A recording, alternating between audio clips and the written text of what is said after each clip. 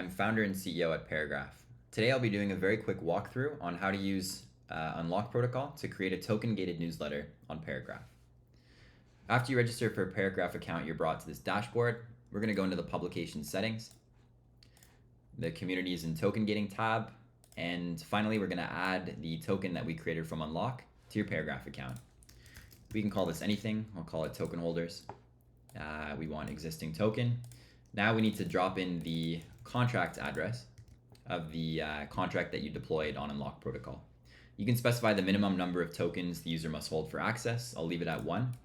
And you can also enter a URL to purchase your token. So in Unlock Protocol, I generated a checkout URL so users can purchase the token directly from Paragraph. Hit save. Now we need to add it to a community. A community is a way of segmenting your newsletters within Paragraph. You can have certain communities that are token gated and others that are free and accessible to everybody. So I'll call this community Weekly Insiders and put it behind the token gate that I just created. Hit save. Now when we go back to the dashboard, when we publish a post, we can publish it under the community that we just created, the token gated community. And voila.